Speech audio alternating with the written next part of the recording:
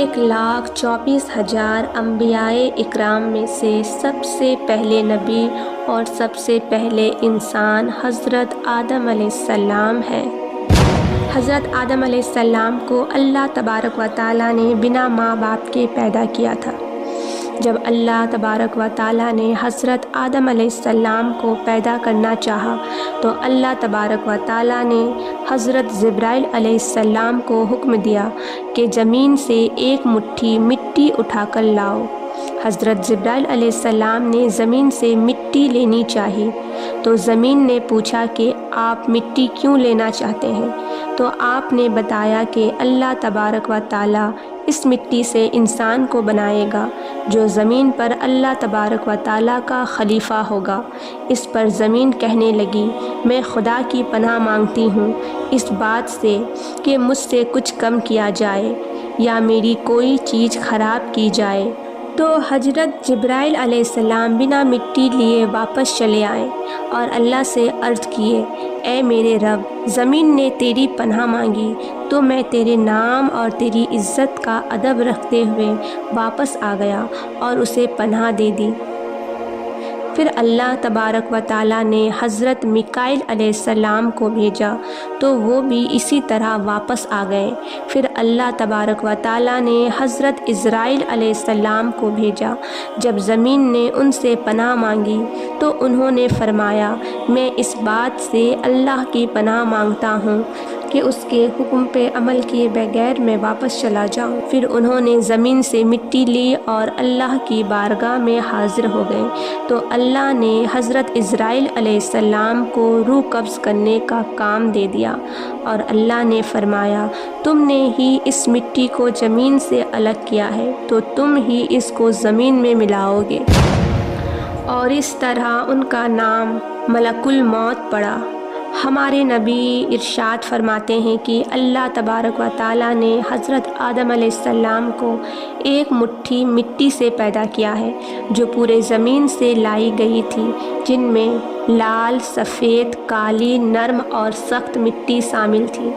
حضرت آدم علیہ السلام کی مٹی میں 60 قسم کے رنگ شامل تھے۔ وہ تمام رنگ آپ کی اولادوں میں پائی جاتی ہے۔ جب زمین سے مٹی آ گئی تو مٹی کا گارا بنایا گیا، پھر اس پر کئی سال بارش برسائے گئے، پھر اسے ہواؤں کے ذریعے خشک کیا گیا تو بچنے والی مٹی کی طرح ہو گئی جیسے کہ ٹھیکری۔ پھر فرشتوں کو حکم ہوا کہ اس کو میدان عرفات کے پاس وادی نعمان میں رکھ دو۔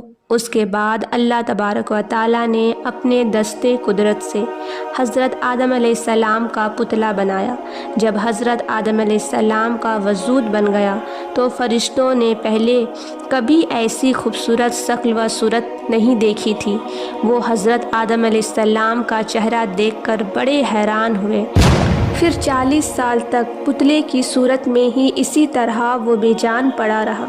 پھر اللہ تبارک و تعالیٰ نے روح کو حکم دیا کہ حضرت آدم علیہ السلام کے جسم میں داخل ہو جاؤ تو روح نے عرض کیا یا اللہ یہ جگہ نہایت گہری اور اندھیری ہے۔ 3 بار اللہ تبارک و تعالیٰ نے حکم دیا اور تینوں بار یہی عرض کی تو اللہ نے فرمایا نہ چاہتے ہوئے داخل ہو رہی ہو تو نکلنے میں بھی سخت تکلیف ہوگی۔ اسی وجہ سے جب انسان کی روح نکلتی ہے تو بہت زیادہ تکلیف ہوتی ہے۔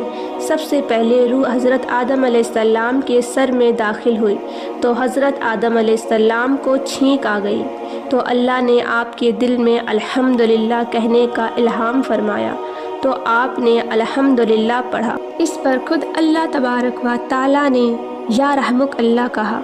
جب روح کمر تک پہنچی تو آپ نے اٹھنا چاہا مگر نیچے لے آئے کیونکہ نیچے کے حصے میں ابھی تک روح نہیں پہنچی تھی۔ جب تمام جسم میں روح پہنچ گئی تو اللہ تبارک و تعالیٰ نے حضرت آدم علیہ السلام سے کہا اے آدم بتا میں کون ہوں؟ تو حضرت آدم علیہ السلام نے کہا آپ اللہ ہیں، آپ کے سوا کوئی عبادت کے لائق نہیں۔ تو اللہ تبارک و تعالیٰ نے فرمایا تو نے صحیح کہا۔ پھر اللہ تبارک و تعالیٰ نے حضرت آدم علیہ السلام کو فرشتوں کی بیٹھی ہوئی جماعت کے پاس بھیجا اور فرمایا کہ جا کے کہو السلام علیکم، تو انہوں نے فرشتوں سے کہا السلام علیکم، تو فرشتوں نے جواب دیا وعلیکم السلام ورحمۃ اللہ۔ پھر اللہ نے کہا اے آدم، یہ تمہارا اور تمہاری اولاد کا آپس میں سلام ہے۔ تو اس طرح سے حضرت آدم علیہ السلام جو کہ پہلے نبی اور انسان تھے، ان کی تخلیق ہوئی۔ اللہ تبارک و تعالیٰ نے زمین سے مٹی لانے کے لیے سب سے پہلے کون سے فرشتے کو بھیجے تھے؟ کامنٹ میں بتائیں اور کامنٹ میں سبحان اللہ ضرور لکھیں۔